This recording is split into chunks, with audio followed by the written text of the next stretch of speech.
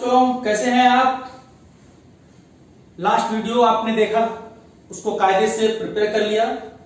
आज हम organic chemistry का एक विशेष topic nomenclature of organic compounds पढ़ेंगे बड़े जोश और उमंग के साथ। अगर हम ऑर्गेनिक केमिस्ट्री को पढ़ना चाहते हैं तो सबसे पहले ऑर्गेनिक कंपाउंड की हमको नेमिंग आना चाहिए। नेमिंग आईयूपीएसी सिस्टम के अंतर्गत, आईयूपैक सिस्टम के अंतर्गत हम लोग पढ़ेंगे। तो नेमिंग पढ़ने से पहले कुछ चीजों को हमको जानना आवश्यक है। नेमिंग किसकी करना है? ऑर्गेनिक कंपाउंड्स की। तो थोड़ी सी हम लोग बात करते हैं कि ऑर्गेनिक कंपाउंड्स होते क्या है। तो ऑर्गेनिक कंपाउंड्स हैं क्या? सभी लोगों को पता है, 10th में भी आप लोगों ने पढ़ा था कि compounds of carbon, compounds of carbon containing hydrogen and some other elements like nitrogen, oxygen, halogen, sulfur, etc. तो कार्बन के कंपाउंड को, कंपाउंड्स ऑफ कार्बन जो होता है क्या होता है? Organic compounds. कुछ इसमें एक्सेप्शन भी है, मेटल कार्बोनेट, बाइकार्बोनेट, साइनाइड, ये सब ऑर्गेनिक कंपाउंड की सीरीज में नहीं आते हैं। तो कार्बन मतलब कार्बन के कंपाउंड को हम लोग क्या कहते हैं? Organic compounds. जैसे हमने आपके यहां लिखा CH4, बताओ भाई, कार्बन का कंपाउंड है, ऑर्गेनिक कंपाउंड हो गया। CH3OH कार्बन का कंपाउंड है, इसमें कार्बन है, हाइड्रोजन है और ऑक्सीजन है, ऑर्गेनिक कंपाउंड हो गया। तो ऑर्गेनिक कंपाउंड्स क्या है? Compounds of carbon, clear? Is having carbon, hydrogen and some other elements, nitrogen, oxygen, sulphur, halogen, etc.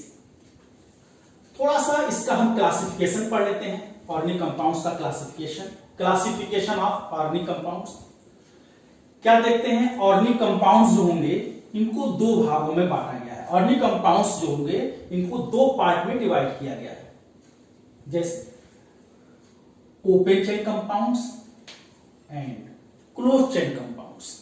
Open chain compounds and close chain compounds. Open chain compound का मतलब देखिए भाई, जिस तरह से कार्बन की ओपन चेन हो, ओपन चेन कंपाउंड 3 कार्बन की चेन है, 4 कार्बन की चेन है, ये ओपन चेन कंपाउंड हो गया, जिसमें रिंग का फॉर्मेशन न हो, रिंग का फॉर्मेशन न हो। अच्छा, आपको कार्बन की वैलेंसी पता है, 4 होती है। यहां पर 1 बॉन्ड लगाया तो हाइड्रोजन 3 ऐड कर लें, यहां CH2, यहां CH3 हो जाएगा। इस तरह से इसकी करो, एक बॉन्ड है तो यहां पर कितने हाइड्रोजन ऐड कर लेंगे? 3, 4 हो जाएगा, CH2। मतलब एक बात आप लोग ध्यान रखेंगे, हर जगह कार्बन की वैलेंसी 4 होती है। और कार्बन की वैलेंसी 4 कैसे देखते हैं? उस कार्बन से देखिए कितने बॉन्ड लगे हैं, left, right, up and down. Plus अगर 4 बॉन्ड नहीं है कार्बन से तो हाइड्रोजन को ऐड करके वैलेंसी को आप 4 कर लीजिए। क्लियर? तो ऑर्गेनिक कंपाउंड दो प्रकार के होते हैं, open chain compound and close chain compound. Open chain में कार्बन की ओपन चेन होती है, क्लोज चेन कंपाउंड में कार्बन की क्लोज्ड चेन होती है, रिंग होती है। देखिए यहां पर मैंने 3 कार्बन लिखा, यहां पर तीनों कार्बन को, ये ओपन चेन कंपाउंड हो गया, और यहां पर तीनों कार्बन को हमने लेकर रिंग बना दिया, ये क्लोज चेन कंपाउंड हो गया। वैलेंसी कार्बन की 4 करिए, CH2, 2 बॉन्ड है तो कितने हाइड्रोजन को ऐड करें? 2। तो ये सभी कंपाउंड्स कैसे कंपाउंड है? Close chain compounds. Close chain compounds को ही हम लोग क्या बोलते हैं? Cyclic compound. Close chain compound को ही हम लोग क्या बोलते हैं? Cyclic compound. अब इस साइक्लिक कंपाउंड को फर्दर 2 पार्ट में डिवाइड कर दिया गया। कैसे भाई?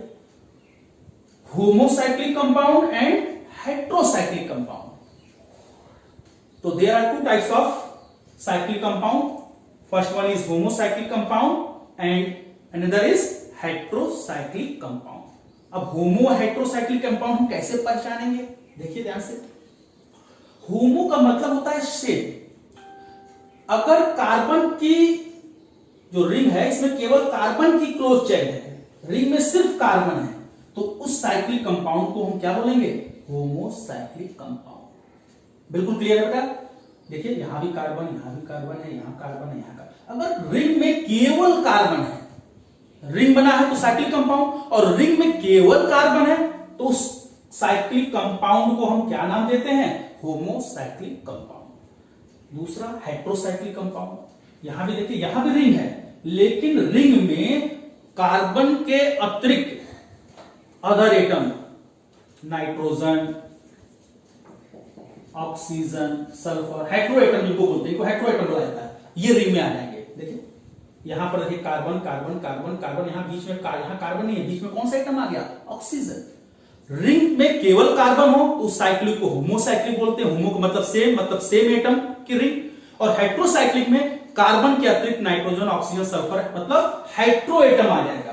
तो देखिए यहां पे ऑक्सीजन आ गया, यहां नाइट्रोजन आ गया, यहां सल्फर आ गया। अब हम बात करते हैं होमोसाइक्लिक कंपाउंड की। इनको दो पार्ट में डिवाइड किया गया, एरोमेटिक एंड एलिसाइक्लिक। तो जो बेंजीन या इससे रिलेटेड या बेंजीन या इसके जो डेरिवेटिव्स होते हैं, मतलब जो बेंजीन से रिलेटेड जो कंपाउंड होंगे वो सभी एरोमेटिक कहलाते हैं। क्या कहलाते हैं, aromatic. Benzene and it's derivatives मतलब जो बेंजीन से बना हो, और अगर बेंजीन नहीं है तो वो क्या कहलाएगा, एलिसाइक्लिक। देखिए ये बेंजीन वाला चला जाएगा किसमें, एरोमेटिक में, और ये कंपाउंड किसमें चला जाएगा, एलिसाइक्लिक में। क्लियर। तो हमने बेटा क्या पढ़ा, क्लासिफिकेशन ऑफ ऑर्गेनिक कंपाउंड्स। तो बच्चों हमने ऑर्गेनिक कंपाउंड्स क्या होते हैं इनके बारे में जाना, ऑर्गेनिक कंपाउंड्स का क्लासिफिकेशन किया कि ऑर्गेनिक कंपाउंड्स कितने प्रकार के होते हैं। क्लियर। अब हम कार्बन के टाइप्स और हाइड्रोजन के टाइप्स के बारे में जानेंगे कि कार्बन कितने टाइप्स के होते हैं, हाइड्रोजन कितने टाइप्स के होते हैं। इनकी हमको आवश्यकता पड़ेगी जब आपको आईयूपीएसी सिस्टम में नेमिंग सिखाएंगे। तो types of carbon and hydrogen. Carbon 4 types के होते हैं, कार्बन 4 प्रकार के होते हैं। आप लोगों को पता है कार्बन कितने प्रकार के होते हैं, 4 प्रकार के होते हैं। Primary carbon, secondary carbon, tertiary carbon और क्वाटरनरी कार्बन। तो बोलो बेटा कार्बन कितने प्रकार के होते हैं, 4 प्रकार के होते हैं, प्राइमरी, सेकेंडरी, टर्शरी और क्वाटरनरी। हिंदी वाले बच्चे जिनको हिंदी मीडियम से जिनको पढ़ना है, प्राइमरी मतलब प्राथमिक कार्बन, सेकेंडरी का मतलब होता है द्वितीयक कार्बन, टर्शरी मतलब होता है तृतीयक, और क्वाटरनरी का मतलब होता है चतुर्थ कार्बन। अब हम कैसे पता लगाएंगे कि कौन सा कार्बन प्राइमरी है, कौन सेकेंडरी है, कौन टर्सरी है और कौन क्वाटरनरी है। ध्यान से देखें, हमने एक एग्जाम्पल लिया है, इस एग्जाम्पल को आप ध्यान से देखें। ये कार्बन हमको नहीं पता कि प्राइमरी है कि सेकेंडरी, कैसे पहचानेंगे, इस कार्बन को ध्यान से देखिए, इस कार्बन पर सिंगल कार्बन का बॉन्ड है, एक कार्बन का बॉन्ड है, तो ये कार्बन प्राइमरी कार्बन कहलाएगा। क्या कहलाएगा बेटा, प्राइमरी कार्बन, प्राइमरी कार्बन। अच्छा, इसी को हम लोग 1 डिग्री कार्बन बोलते हैं, 1 डिग्री। प्राइमरी को क्या बोलते हैं, 1 डिग्री कार्बन। मतलब पहचान कैसे करेंगे कि कौन सा carbon primary, secondary, tertiary, quaternary है, जिस कार्बन के पास जितने कार्बन के बॉन्ड होंगे वह उसका नेचर होगा। अगर इस कार्बन को देखा जाए, इस कार्बन का बताइए कितने कार्बन का बॉन्ड है, एक इसका बॉन्ड है, एक इसका बॉन्ड है, एक इसका बॉन्ड है, इस वाले कार्बन का बॉन्ड है, 4 बॉन्ड से ये अटैच्ड है।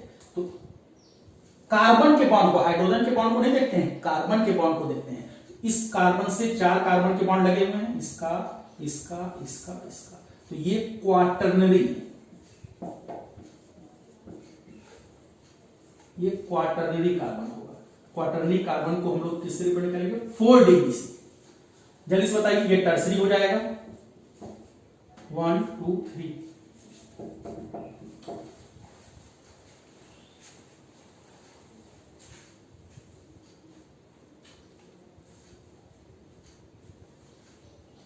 टर्सरी कार्बन हो जाएगा ये।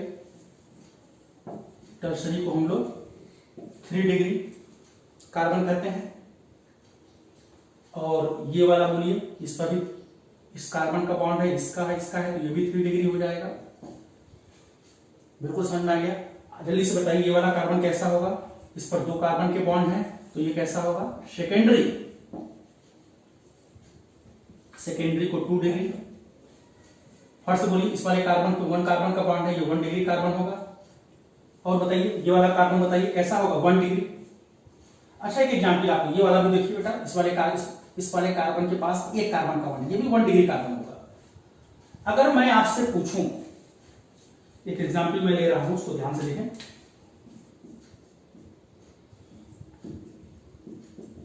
बताइए ये कौन सा कार्बन होगा, 1 डिग्री, 2 डिग्री, 3 डिग्री, 4 डिग्री, जल्दी से बताइए।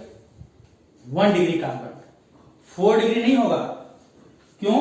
इस कार्बन पर एक ही कार्बन का बॉन्ड है, हाइड्रोजन के बॉन्ड को काउंट नहीं करेंगे। तो कौन सा कार्बन होगा? 1 डिग्री कार्बन। हाइड्रोजन ऐसे देखेंगे तो हर जगह हाइड्रोजन, कार्बन के साथ 3 हाइड्रोजन लगे हुए हैं, हर जगह कार्बन क्वार्टरनी हो जाएगा। तो हमने क्या बताया, ध्यान रखेंगे, कार्बन को देखिएगा उस कार्बन के पास कितने कार्बन का बॉन्ड है। एक बॉन्ड होगा तो प्राइमरी, 2 बॉन्ड होगा कार्बन का। हाइड्रोजन के बॉन्ड को तो ऐसे देखेंगे तो हर जगह 4 डिग्री, हर कार्बन 4 डिग्री आपको दिखाई देगा।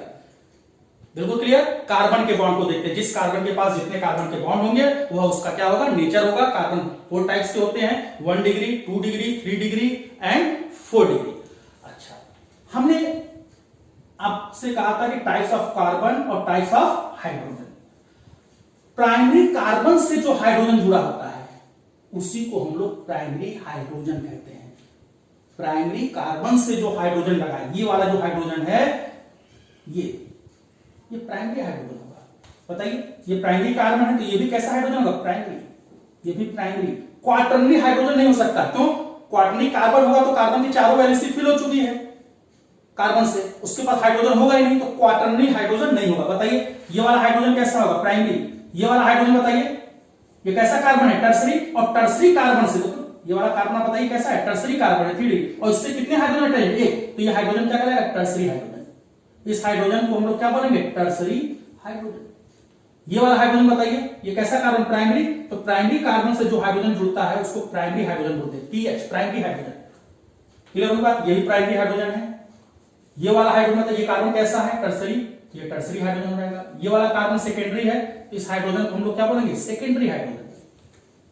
क्लियर होगी बात? बिल्कुल समझ में आ गया?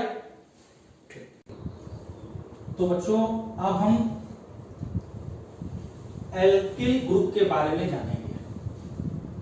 जब तक इन चीजों के बारे में हमको जानकारी नहीं होगी तब तक हम लोग IUPAC सिस्टम नहीं पढ़ पाएंगे।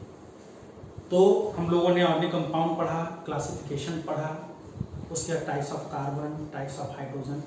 अब हम कुछ एल्किल ग्रुप के बारे में हमको पता होना चाहिए। जैसे हमने आपसे पूछा वाइनिल अल्कोहल का IUPAC सिस्टम में नाम बताइए, तो वाइनिल ग्रुप के बारे में आपको पता ही नहीं है।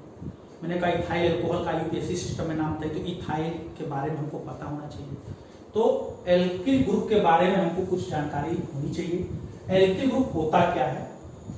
अगर एल्केन का, अभी डेली में पढ़ेंगे हम लोग, आप ये मान के चल रहे कुछ आप लोगों को पूर्व ज्ञान है।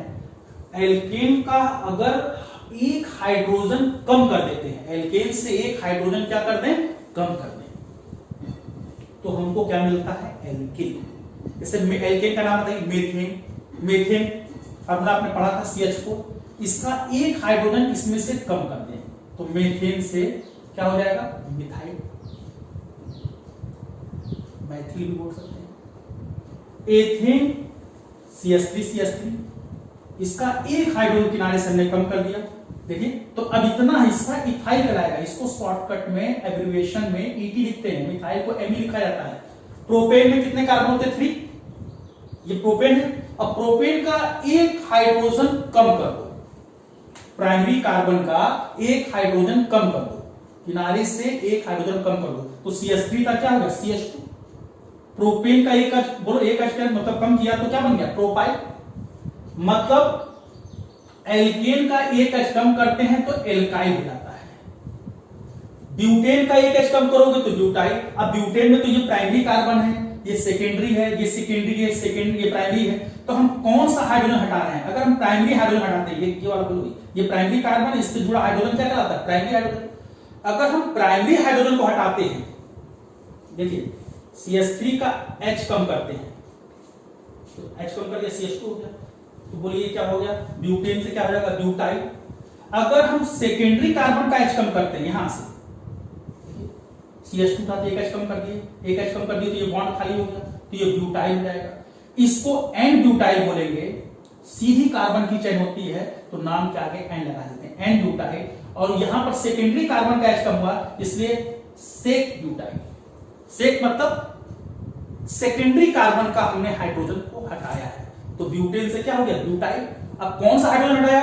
ये क्या पता? सेक का मतलब कौन सा हाइड्रोजन हटाया? सेकेंडरी कार्बन का, सेक ब्यूटाइल। जैसे नोट कर लिया है आपने,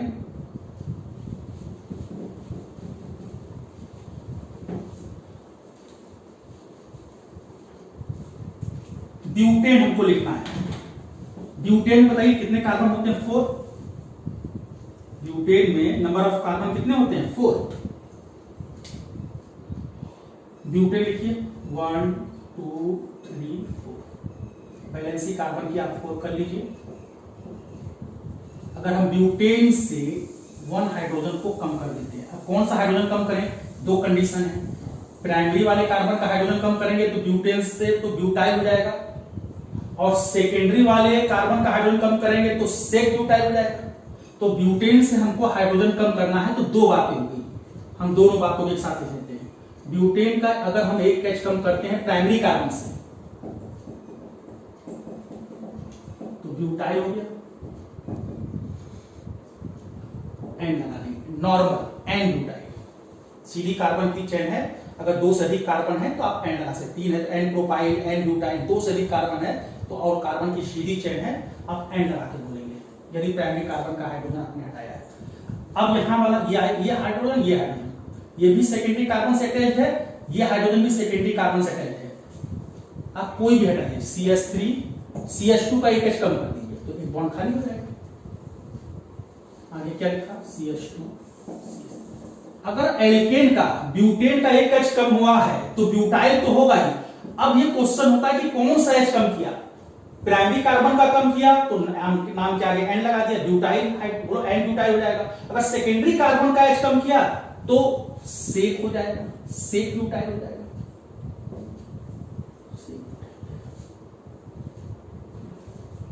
अब हम बच्चों आइसो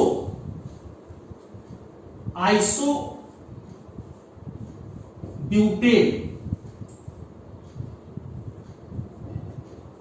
आइसोब्यूटेन का देखिए स्ट्रक्चर है।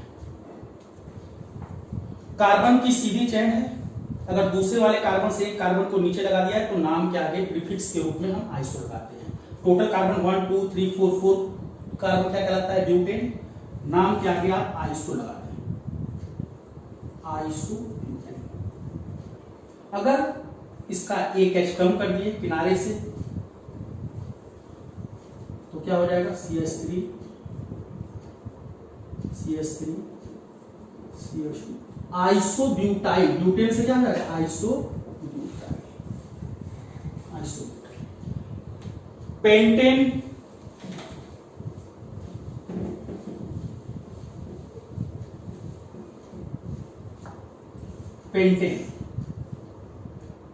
पेंटेन अगर आपको लिखना है तो कितने कार्बन बनाएंगे? 5। अगर वैलेंसी इसकी हम पूरी कर लें और हम किनारे का हाइड्रोजन हटाते हैं प्राइमरी कार्बन का,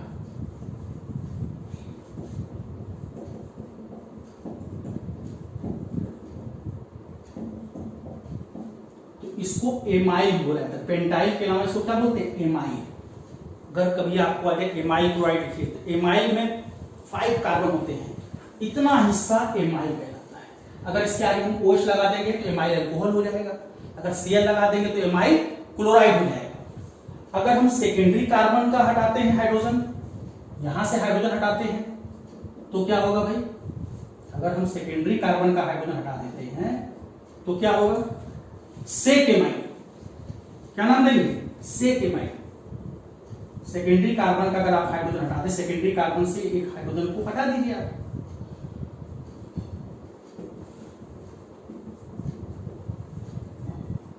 इसको सेक एमाइल बोलते हैं। समझ में आ गई बात?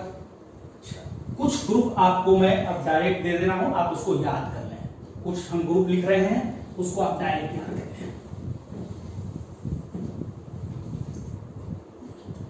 इनकी आवश्यकता बहुत पड़ेगी।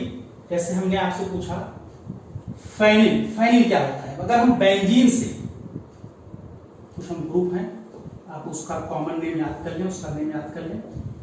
देखिए बेंजीन से अगर हम एक बॉन्ड लगा दें तो इसकी नेमिंग होती करेंगे हम लोग फेनिल। क्या बोलेंगे? फेनिल। ये 2 कार्बन ले लें, यहां फर्स्ट और सेकंड कार्बन के बीच में डबल बॉन्ड लगा दें तो इतना हिस्सा, ये जो ग्रुप है इसको हम लोग वाइनिल बोलते हैं। अगर 3 कार्बन ले लें, फर्स्ट और सेकंड कार्बन के बीच में डबल बॉन्ड लगा दें, बैलेंसिंग पूरी कर लीजिए, ये ग्रुप जो होता है एलिल कहलाता है। तो ध्यान से आप देखें, क्या देखेंगे, फेनिल क्या होता है बोलिए, बेंजीन से एक बॉन्ड लगा दिए C6H5, बेंजीन से एक बॉन्ड लगा दिए, यहां का एक हट गया, इस ग्रुप को क्या नाम देते हैं, फेनिल। इसको वाइनिल बोला जाता है और इसको एलिल। वाइनिल में 2 कार्बन होते हैं, एलिल में 3 कार्बन होते हैं। इसके बाद कुछ और ग्रुप हैं, बेंजीन, बेंजीन, इतना हिस्सा बेंजीन कहलाता है। अगर इसके आगे हमने OH लगा दिया तो बेंजील अल्कोहल हो जाएगा, Cl लगा दिया बेंजील क्लोराइड हो जाएगा, इतना हिस्सा बेंजीन कहलाता है।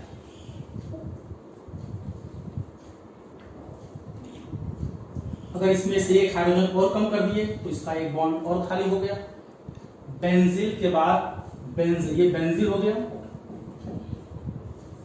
और दिस इज बेंजल, और इसका ये हाइड्रोजन भी हटा दें,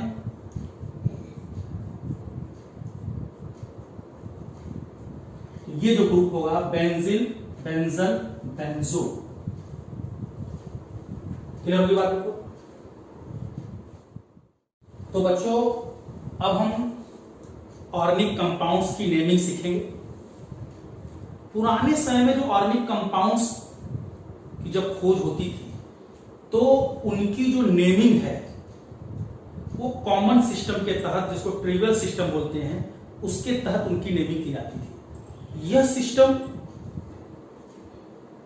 कहता था कि वो जो खोजा गया ऑर्गेनिक कंपाउंड, उसका सोर्स क्या है, किस सोर्स से वो मिल रहा है, उसकी कोई स्पेसिफिक प्रॉपर्टी क्या है, स्ट्रक्चर क्या है, उसके आधार पर हम उस ऑर्गेनिक कंपाउंड की नेमिंग कर देते थे पुराने समय में, ट्रिवियल सिस्टम में जो बनाया गया था।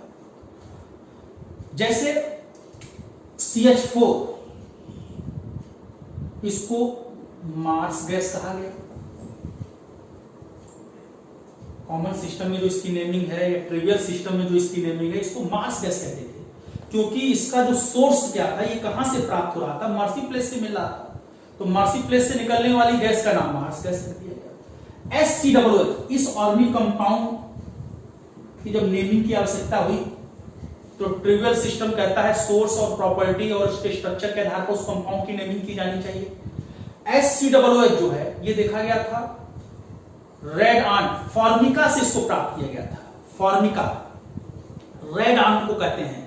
रेड आंट का जब डिस्टिलेशन करते हैं तो HCOOH प्राप्त होता था।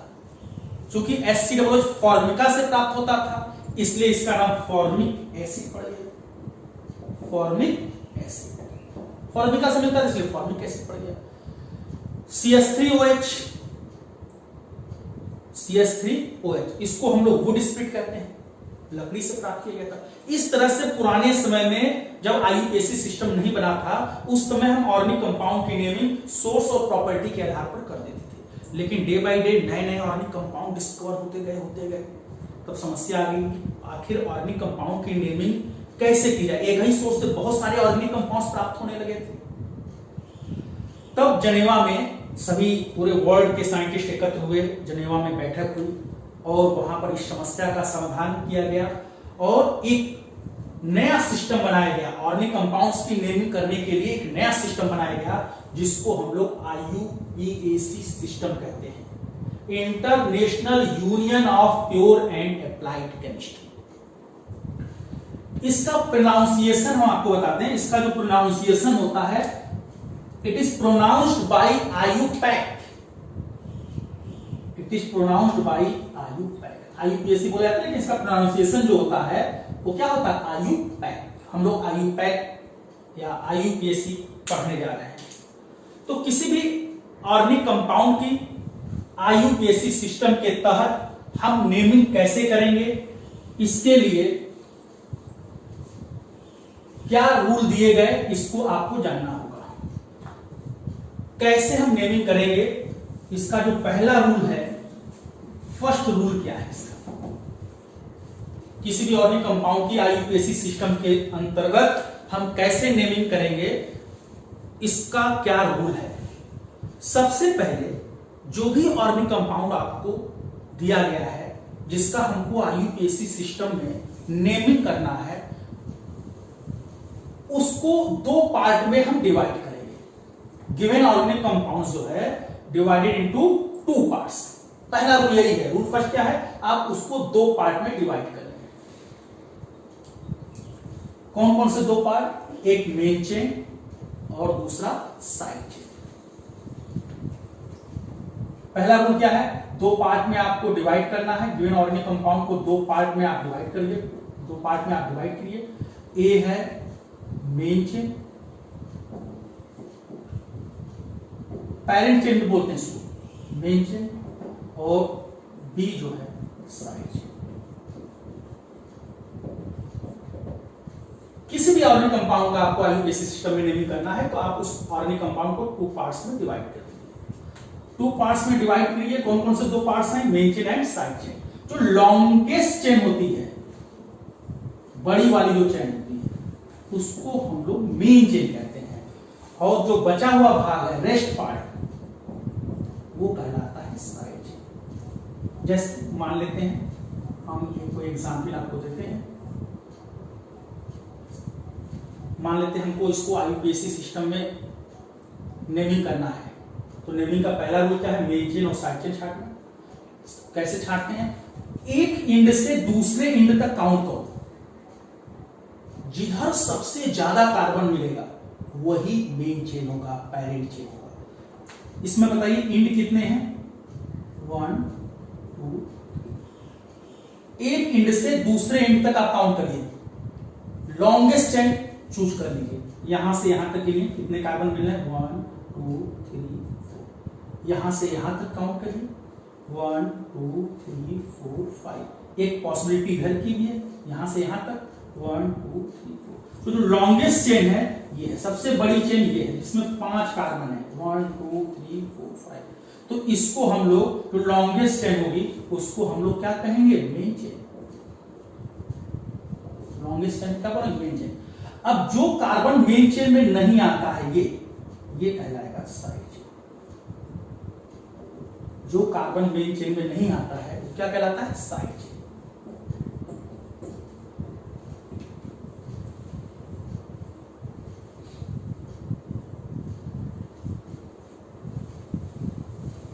बताइए इसमें मेन चेन चाहिए, मेन चेन और साइड चेन चूज करिए।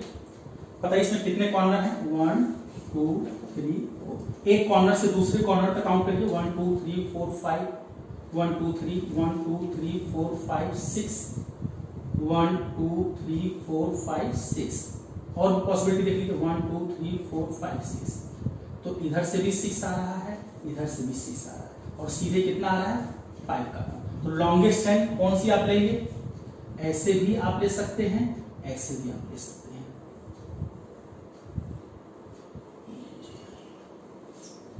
तो ओवरऑल अगर आपको किसी भी ऑर्गेनिक कंपाउंड की आईयूपीएसी सिस्टम के तहत नेमिंग करनी है तो सबसे पहले आप मेन चेन और साइड चेन चूज करिएगा।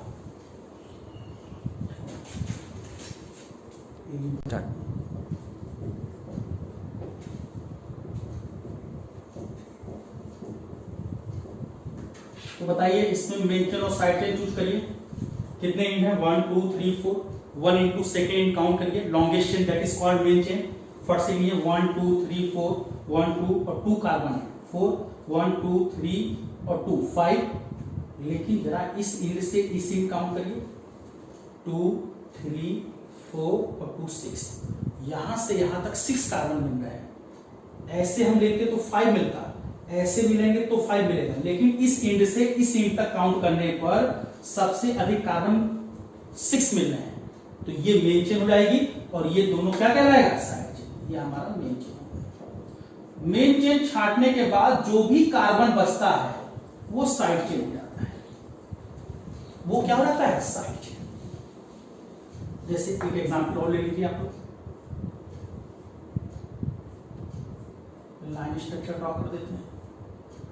बताइए इसमें कितने कॉर्नर है, कितने इंड है, 1 2 3 4। काउंट करिए 1 2 3 4 5 6 1 2 3 4 5 6 1 2 3 4 5 6 7 8 इस एंड से इस एंड तक सबसे ज्यादा कार्बन मिल रहा है।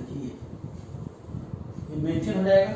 और जो रेस्ट कार्बन होगा, रेस्ट मतलब एक यहाँ कार्बन है एक यहाँ कार्बन, ये और ये वाला, ये क्या कहलाएगा साइड चेन। इस तरह से किसी भी ऑर्गेनिक कंपाउंड का आईयूपीएसी सिस्टम में नेमिंग करना होगा तो आप सबसे पहले मेन चेन और साइड चेन चूज कर लीजिएगा।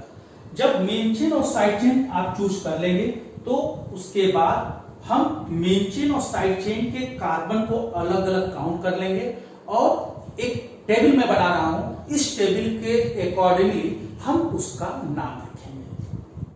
तो बच्चों अब हम इस टेबल के अनुसार जो ऑर्गेनिक कंपाउंड दिया है उसमें मेन चेन और साइड चेन तो हम लोगों ने छांट लिया था। अब मेन चेन साइड चेन छांटने के बाद इस टेबल के अनुसार हम उस ऑर्गेनिक कंपाउंड की नेमिंग करेंगे।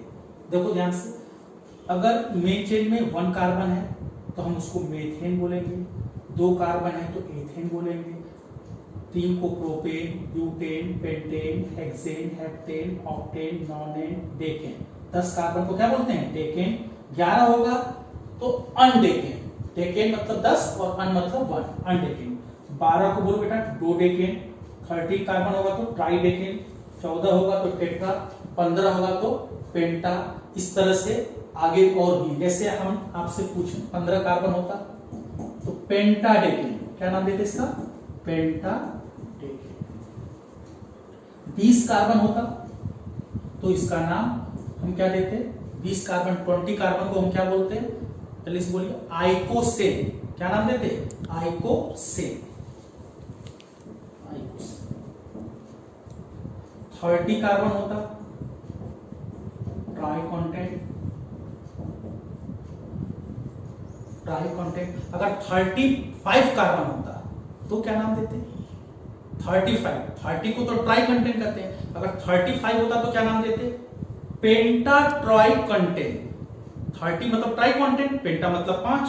अगर हम 35 की आपसे पूछते नेमिंग तो क्या नाम लिखते आप पेंटा ट्राइकॉन्टेंट।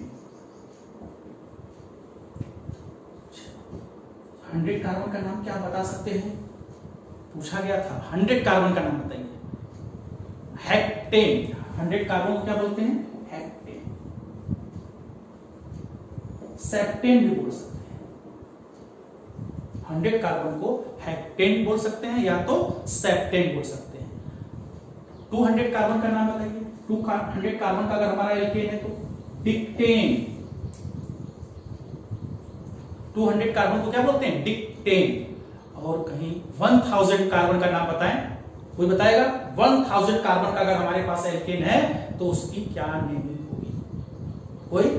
देखो बेटा 1000 कार्बन अगर है कीलियन, अच्छा जरूरत उतनी नहीं पड़ती है, बहुत होगा तो 15-16 कार्बन तक की जरूरत पड़ती है। तो ये तो मेन चेन का नाम हो गया, बड़ी वाली चेन का। वैसे मैथ, एथ, प्रो, ब्यूट, पेंट, हेक्ट, ऑक्ट इस तरह से भी याद किया जाता है, लेकिन हमने आपको ये एल्केन के टर्म्स में याद कराया है।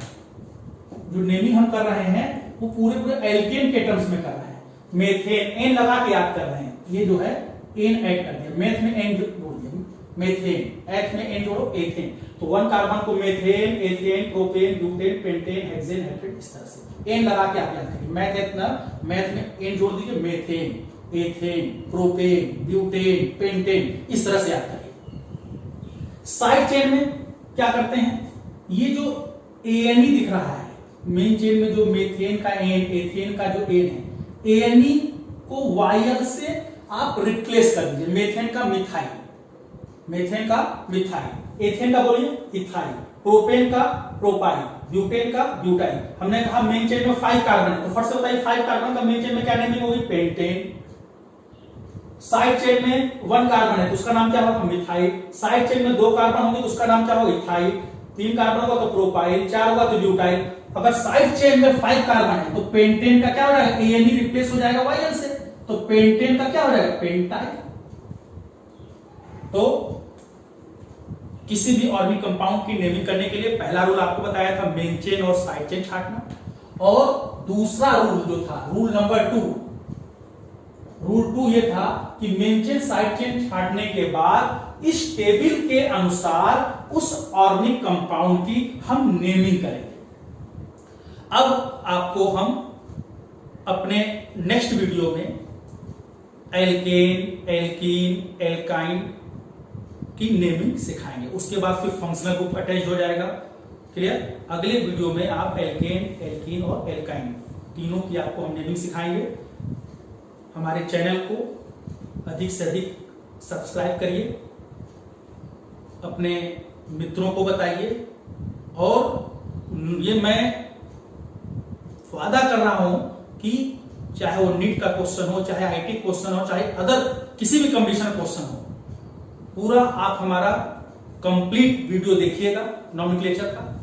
कोई भी प्रॉब्लम ऐसी नहीं होगी जो आप न लगा सकें, छोटी से छोटी और बड़ी से बड़ी। बिल्कुल छोटे से आपको जो है 0 लेवल से मैंने आपको स्टार्ट किया है।